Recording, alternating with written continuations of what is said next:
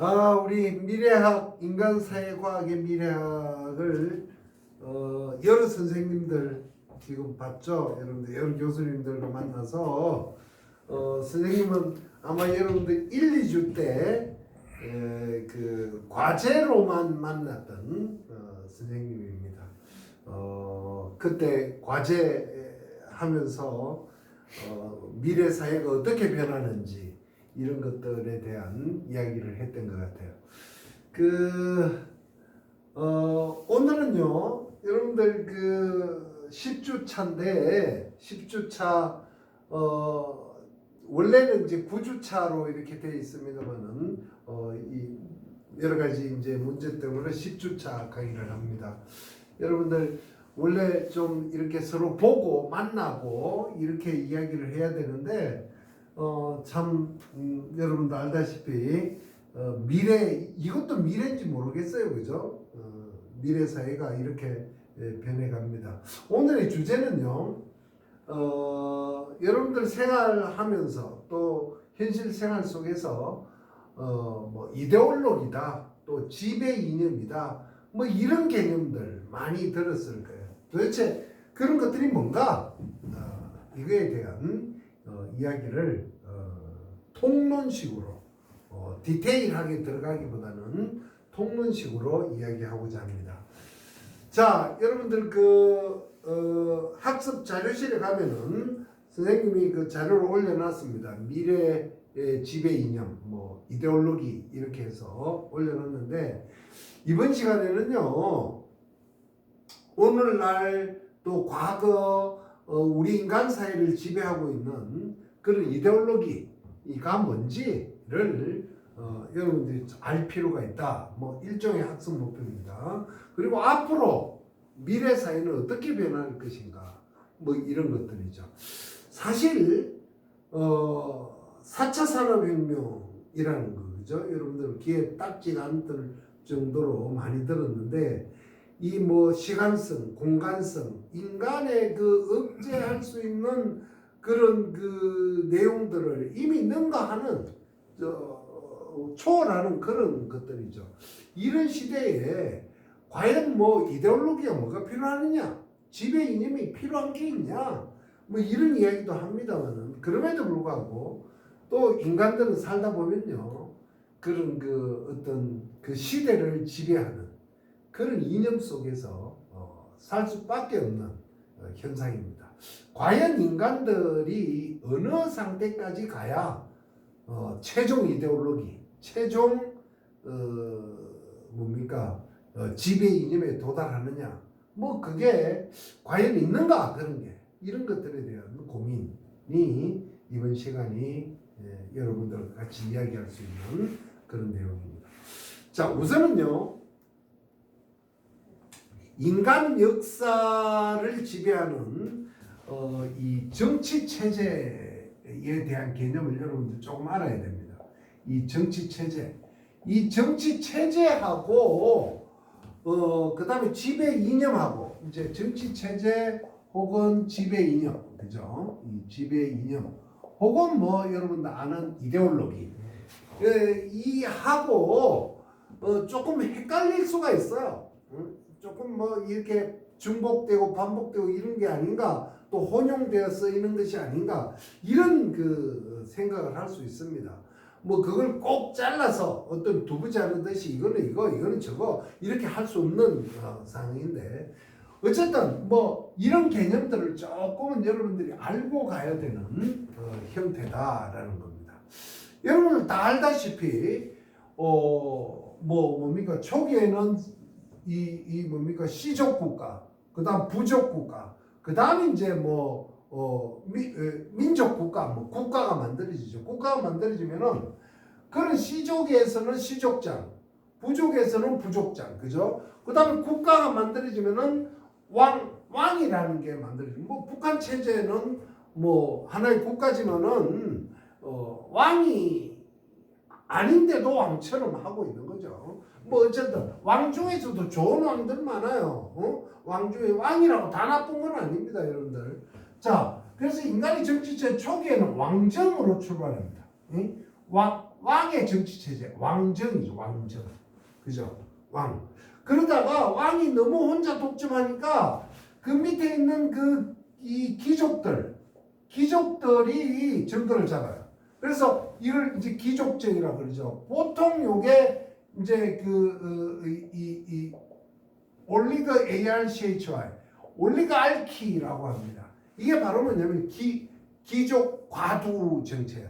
귀족들끼리 어떤 정치 체제라는 것이 하늘에 태양이 두 개가 없는 거죠. 없듯이 한 국가를 이끌어가는 것도 집단 지도 체제라는 것이 거의 불가능합니다. 초기에는 우리가 힘을 합쳐서 뭐 왕을 물리치는 개념으로 이렇게 갑니다만은 뭐 그게 불가능해요. 그러니까 귀족적은 지구상 어디에도 성공하는 경우가 거의 없어요. 응? 거의 뭐 조금 있다가 다 사라집니다. 그래서 이제 과두, 어떤 지나가는 단계에 있는 정치 체제다. 뭐 이런 이야기를 하는 거죠. 그 다음에 이제 귀족정이 되면은 이제 대체적으로 이렇게 안 갑니다. 거의 뭐 똑같다고는 볼 수 없지만은 대부분의 나라들이 그 정상 국가가 되기까지의 과정에서 요때 귀족들 중에서 혹은 귀족하고 결탁한 놈 중에서 이제 뭐 군인일 수도 있고 장사꾼일 수도 있고, 예를 들어서 이제 중국의 명나라를 세운 주원장 같은 경우는 장사꾼이어서 소금 장사. 그 사람이 정권을 잡았죠. 그 다음에 이제 뭐 우리나라는 조금 다릅니다만은 어떤 정상 국가로 가기 전에는 군인들이 정권을 잡는. 그러니까 돈 많은 사람과 권력 있는 사람 또 힘 있는 군인들이 합쳐가지고 그 중에 최고 뭐 일종의 이제 그런 사람들을 우리가 참주 정치라고 합니다. 참주정입니다. 요거 이제 일종의 독재자죠. 독재자들이 나와요. 예? 독재자들. 그 다음에 이제 요 밑에 있는 사람들, 뭐 일반 국민이겠죠. 국민들이 야, 이 자식 너 혼자 해보면 되냐? 뭐 이런 개념에서 국민들이 목소리를 내고 스트라이크를 일으키면은 이제는 이제 들어오는 게 바로 민주정입니다. 민주정. 여러분들 많이 들어봤죠? 대한민국은 민주공화국입니다.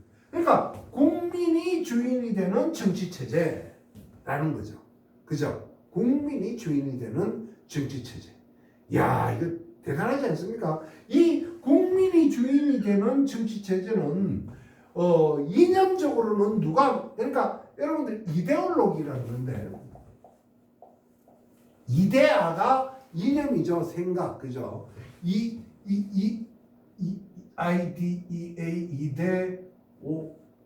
이데올로지죠. 이데올로지. 이 이데올로기는 이 개념을 완전히 만든 사람은 헤겔입니다. 이 철학자 헤겔이고, 이런 것들이 인간 사회에 드러내기 시작하는 것은 17세기, 18세기의 계몽 사상가들입니다. 그 중에 이제 대표적인 주자가 이 J.J. 루소라는 ROUESSEAU라는 EAU 루소라는 사람입니다. 루소가 민주주의의 개념을 정립을 해요. 네. 루소의 유명한 작품이 뭡니까? 유명한 작품 바로 사회계약론, 그죠? Social Contract. 물론 뭐 에밀도 있고 뭐 있지만은 그 사회계약론에 보면은 민주정치의 개념이 그대로 나타납니다. 이 사회계약론에. 루소는 이런 말을 하죠. 사회계약론 첫 페이지에 첫 장에 인간, man is born free. 인간은 자유롭게 태어났습니다.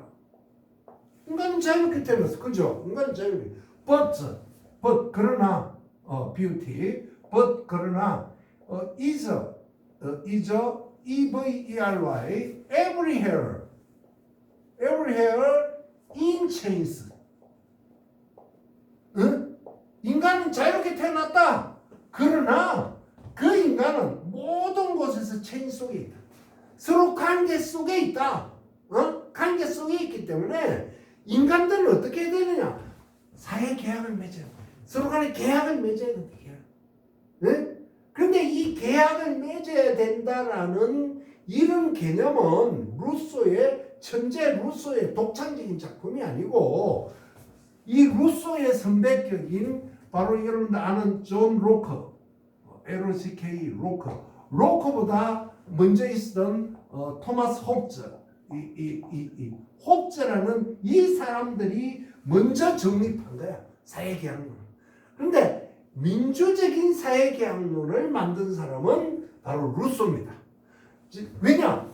이 사람들은 귀족하고 뭐 평민하고 왕하고 평민하고 이런 계약으로 봤지만은 지배자와 피지배자예요.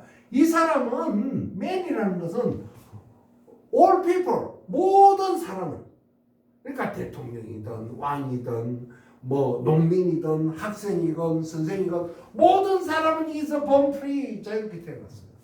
But is everywhere in chains. 네? 그 사슬 속에 있으니까 이 사회가 잘 돌아가기 위해서는 사회 계약을 맺어야 된다 라고 주장한 거죠. 이런 것 때문에 어떤 사람들은 루소를 공산주의의 시조라고 보는 사람도 있습니다. 근데 그거는 잘못된 무식한 생각입니다. 원래 루소는 그래서 사회계약을 어떻게 맺어야 되느냐? 자, 이런 거 한번 그림을 그려볼게요. 자, 이게 인간 사회입니다. 인간 사회에 man is born free. 자, 사장, 뭐 수의 아저씨, 청소부, 뭐 우리 농민, 어부, 선생님, 학생, 대통령, 국회의원, 뭐 기타 등등, 뭐 개똥이, 소똥이, 염소, 엽기, 토끼. 자, 이렇게 태어났어요. Man is born free. 그러나 is every inch에서 모든 곳에 사슬이 얽려 있기 때문에 계약을 맺어야 되는데 루소는 이 계약 방법을 인민들 모든 사람들의 상호 계약으로 봤습니다. 상호 계약. 응? 상호 계약.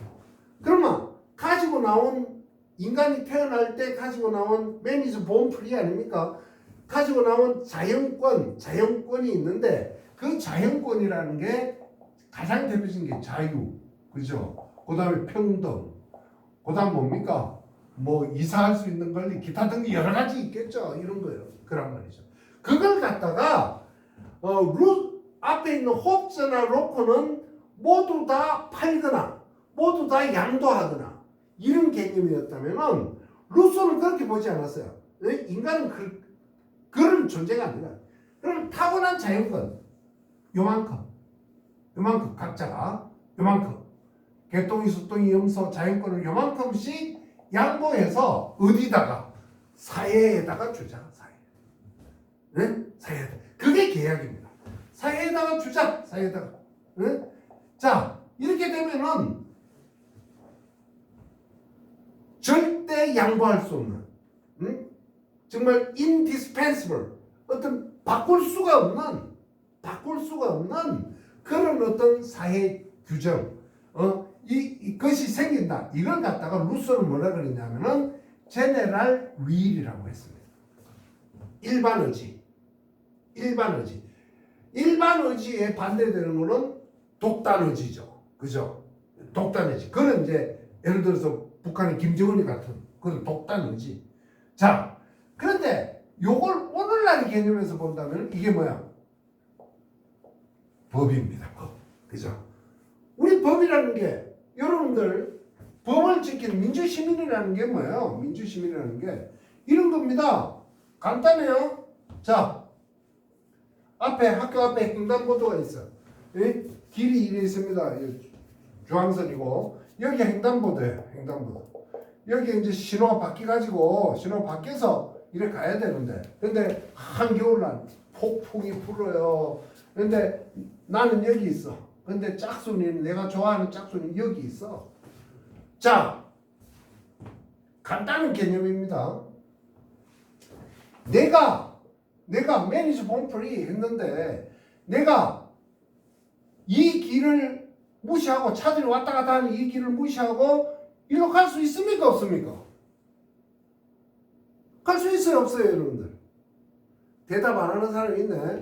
갈 수 있습니까? 없습니까? 예? 예? 갈 수 있지. 매니저 범프리인데 갈 수 있는데, 그런데 우리는 뭐야? 상호 계약을 맺었어. 뭐 법을 맺었단 말이야. 그래서 뭐야? 내가 귀찮지만은 뭐 내가 타오는 자유권 요만큼을 포기하는 거야. 요거 포기하는 거야. 요거 다 포기하는 거 아니야. 여기서 와서 신호등 밖에서 건너가서 만나는 거야. 그거 내가 타오는 자유권을 다 포기하는 것이 아니고 요만큼 포기하는 거야. 그 개념이에요. 루소가 그 개념을 만들어낸 겁니다. 그거는 누구나 지켜야 되는 거예요. 누구나. 응? 그래서 상호계약, 즉 인민상호 간의 계약입니다. 응? 계약이. 여기에서 뭐가 나와요? 누구나 지켜야죠. 누가 지켜? 누구나 지켜야죠. 바로 민주주의의 기본 정신, 뭐 준법 정신. 응? 대통령이라고 이거 안 지켜요. 총장이라고 이거 안 지킵니까? 안 되죠. 이건 누구나 지키는 거예요. 단 요만큼 포기하는 거야. 민주주의가 뭐 위대하고 뭐 대단한 것 같죠? 그게 아니야. 요런 거야, 요런 거. 두 번째는 뭘까요? 그래서 주권은 누구에게 있습니까? 주권은 누구에게? 여러분들 이번에 선거했죠, 선거. 주권은 누구에게? 국민에게 있는 거야. 그래서 뭐 주권 재민 사상이 나옵니다. 이게 민주주의예요. 이게 민주주의. 네. 그런 민주주의가 요거만 하더라도 사실상 뭡니까? 이런 법에 의해서 지켜져야 되는 거죠. 요걸 위반하는 애들이 있을 거고, 그죠? 요걸 위반하는 애들을 뭘로? 법으로 다스리는 거죠. 그게 이제 민주정의입니다. 자, 그럼 그 밑에 나오는 공화정의 개념을 이해합시다. 대한민국은 두 가지 체제를 가지고 있어요. 대한민국은 헌법 제1조에 어떻게 되어 있어요? 응? 헌법 제1조에 대한민국은 민주공화국이다. 이렇게 되어 있죠. 바로 이 공화예요. 공화. 이 공화의 공자는 공동의 공자하고 똑같습니다. 응? 이게 라틴어에서 이탈리아에서 뭡니까? 고대 로마에서 나오는데 레스 퍼블리카라는 레스 PUBLICA 레스 퍼블리카 하는 거죠. 레스 퍼블리카. 즉 레스라는 것은 with 국민과 함께, 예? 국민과 함께 공동으로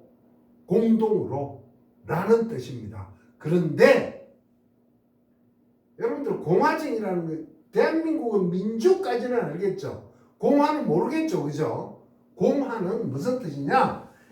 국민들이 만든 공동의 그 조직체가 자연스럽게, 화자라는 것은 자연스러운 겁니다.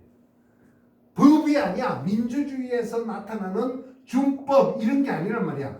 누가 준법이라는 것은 강제성이 있죠. 여러분들 잘 이해 못해? 준법이라는 것은 강제성이 있는 거야. 응? 물론 지켜야죠. 자연스러운 거야. 그러니까 공화정이라는 것은 민주정이 어느 정도 강제성이 있다면은 공화정이라는 것은 진짜 뭡니까? 공동의 이익, 어떤 다른 사람이 피해를 주지 않는 그런 어떤 그 공동의 이익이 강제적으로 시키는 게 아니다. 자동으로 이루어지는 거다. 그게 공화정이에요. 그게 공화정. 그러니까 그런 상태는 인간만이 할 수 있다. 와, 대단하지 않습니까? 그런 사회는 인간만이 만들어낼 수 있다. 네? 아프리카 사자가 이거 할 수 있겠습니까? 다시 한번 지도가 아니라 도로 한번 그려볼게요. 자, 여러분들 미국이나 선진국에 뭐 유럽 선진국에 가면은 그 이제 도로가 이렇게 병목 현상, 병목이라 그러죠 우리가 병목 현상 되는 경우 말이에요. 이렇게 양쪽에서 차들이 막 와, 그죠? 차들이 막 와서 우리나라 같은 경우는 대체적으로 이걸 뭐 강제화, 물론 요즘은 많이 좋았었습니다. 강제화하는 경우 또 막 서로 끼어들어가는 음악이 되는데 선진국에 가면은 먼저 온 놈이 먼저 갑니다. 먼저 온 놈이 먼저 가요. 또 우리나라하고 선진국의 뭐 요즘 우리나라가 선진국이라 그래. 그런지 모르겠어 나는. 근데 도로에 보면 확연히 나타났는데 선진국에는 이 신호등이 거의 없습니다. 신호등이 거의 없어요. 그런데 교통사고는 우리하고는 게임이 안 될 정도로 적은 거죠. 근데 왜 신호등이 없는데 그렇게 교통사고가 안 나느냐? 간단해요. 그거 뭐냐? 먼저 온 놈이 먼저 간다. 그게 어떤 법으로 정해진 게 아니야. 법으로 정해진 게 아니고 화되어 있는 거야. 응? 여러분들 어렵죠? 그런 사회가 과연 올까? 응? 그게 공화정이에요, 여러분들. 응? 그럼 이제 로마가 초창기 때는 그랬죠. 그게 결국 로마도 포기하고 그게 안 되니까 공화정이 인간의 이기심 때문에 안 되니까 제정으로 간 거고 그리고 한 2000년 후에 미국의 워싱턴이 나와서 공화정을 만든 거고 오늘날에는 엉터리 공화정들이 수두룩한 거죠. 선생님이 미국에 한 10년 전에 갔을 때 렉싱턴이라는 아주 그 조그마한 버지니아 남부의 시골 마을이에요. 그 마을이 독립 때 미국 1776년에 독립했는데 그때 만들어진 그런 마을입니다. 그때부터 뭐가 있었냐? 우체국이 있었어요. 포스트 오피스가. 그런데 그 우체국의 건물이 미국의 그 뭡니까? 국보예요. 국보. 쉽게 해서 국보. 그 건물 자체가.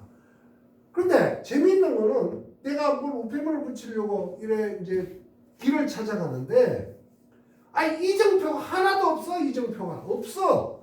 이정표가 없어서 내가 옆에 사람한테 물어봤어. 오피스가 포스트 오피스가 어디 있냐? 이러니까 그것도 모르냐? 예? 대답을 그래. 왜 그것도 모르냐? 예? 포스트 오피스는 당연히 거기 있다. 당연히 거기 있다. 그래서 굳이 뭐 여기로 가면 포스트 오피스고 저기로 가면 뭐고 이런 거 안 해도 누구나 다 한다. 예? 파란불에는 건너고 빨간불에는 건너지 마라. 안 해도 다 한다. 네? 그걸 지켜야 되는 거. 그게 바로 뭐냐? 공화정이다. 라는 거죠. 여러분들 좀 어렵죠? 그런 사회가 올까요? 응. 근데 미래는 그래야 됩니다. 자, 결국은 이런 로마에서는 그 공화정을 포기하고 제정으로 즉 황제가 지배하는 그런 사회로 들어갑니다. 힘 있는 놈, 돈 있는 놈, 뭐 이런 애들이 권력을 잡아서 내가 왕이야. 왕보다 더 위죠. 그죠? 왕은 저스트 한 사람이지만은 황제는 뭐야? 이런 왕들을 수백 명 거스리고 있는 뭐 이런 거죠. 그런 상태로 갔습니다. 그리고 이제 여러분들 정치 체제에서 한 가지 이해해야 될 거는 이 신정입니다. 네? 마치 여러분들 같은 개념인지는 모르겠습니다만은 예를 들어 신천지는 국가는 아니지만은 어떤 그 이슬람에 보면은 이런 형태들이 많이 나타나는 거죠. 어떤 교회의 어떤 종교의 대장이 국가를 지배하는 뭐 이런 것들을 겁니다. 그래서 그런 정치 체제 속에 왕정, 귀족정, 참주정, 민주정, 공화정, 신정 이런 데서 왕국 또는 제국, 그죠? 제국이라는 말, 그 다음 뭡니까? 공화국, 또 자유민주공화국 이런 말들을 쓰고 있다는 거 이해하시기 바랍니다. 자, 그 다음에 또 한 가지 여러분들 오늘날 우리와 이해하기 위해서는 뭘 알아야 되느냐?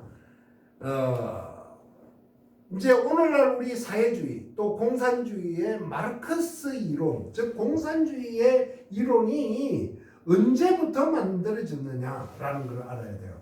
그거는 뭐냐? 바로 여러분들 어문의학으로 많이 들었겠습니다만은 칼 마르크스라고 그러죠. 칼 MARX 그죠? 이 막스라는 사람입니다.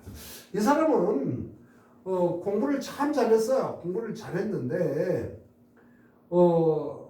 1800년 그 중반에 이제 영국 프랑스 독일을 뒤늦게 영국 등등에서 산업혁명이 일어납니다. 산업혁명이 일어나서 너무너무 사람들이 잘 먹고 잘 사는 그런 상태가 돼요. 그런 상태가 되는데 이 사람이 가만히 보니까 산업혁명이 일어나기 전보다 산업혁명이 일어난 후에 돈이 많이 벌리고 먹고 살 게 많고 이런 데가 훨씬 더 사람들의 어떤 행복도는 줄어들더라. 그래서 이 사람, 이 똑똑한 이 시대를 아파하는 마르크스가 도대체 왜 그런가?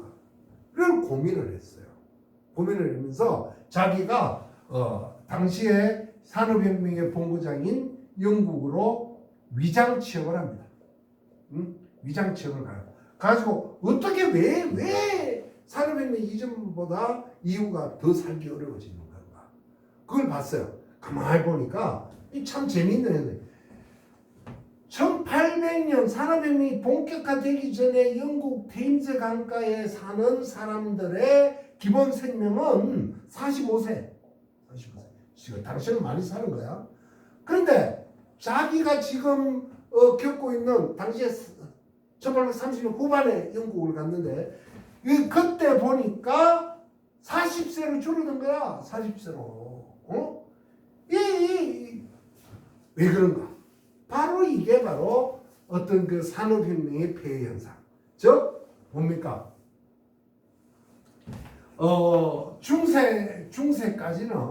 중세까지는 사람이 신분 구조가 그랬죠. 귀족, 그죠? 농노, 요거였어요. 귀족, 농노. 그러다가 18세기, 19세기를 이렇게 되면서 이 귀족은 있고 중간에 중산층, 즉 부르주아라는 게 생기죠.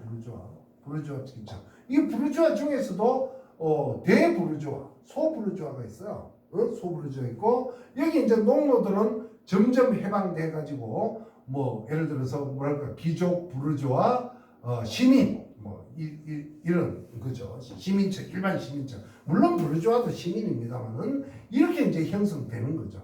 형성되는데 대부르주아들은 일찌감치부터 산업혁명의 그 세례를 받습니다. 그래서 공장제 수공업에서 공장제 기계공업으로 가면서 이 시민들을 노동자로 쓰게 되는 거죠. 그죠? 노동자. 그래서 이제는 어떤 개념이 이 19세기 와서 형성되느냐 하면은 자본가와 노동자 이런 신분이 형성돼요. 네. 결국은 이 노동자들이 대부분의 시민들, 오늘날 우리가 일하는 이런 노동자들이 생활 수준이 드랍될 수밖에 없는 거예요. 왜? 이런 거죠. 자본가들은 더 많은 노동시간, 더 작은 돈, 임금, 그 다음에 더 좋지 않은 노동 환경, 요 세 가지를 자본가들은 목표로 삼고, 그거에 반대, 자본가들은 어떻게 됩니까? 더 짧은 노동시간, 더 많은 돈, 더 좋은 노동 환경. 요거 가지고 싸우지 않습니까? 그러니까 초기에 1805년인가 6년인가는 영국 버밍ham이라는 곳에서요 어떤 일이 벌어지냐면은 루더라는 노동자가 자기가 공장에서 잘려 기계한테 자기가 잘리니까 이 자기가 뭡니까 그 예.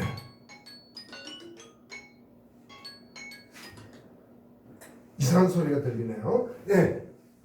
자기가 이 그 얼굴에 금댕이 칠을 하고 자기를 따르는 사람들을 데리고 일종의 루다이트라는 거예요. 루다이트 무브먼트를 일으킵니다. 이게 뭐냐? 공장에 가가지고 기계들을 파괴시켜버려요. 네. 일종의 노동운동의 출발인 거죠. 그래서 그런 상태를 봅니다. 그게 이제 마르크스가 이게 무엇을 바꿔야 되는지를 서서히 이해하는 거죠. 여러분들 둘째 시간에 볼게요. 감사합니다.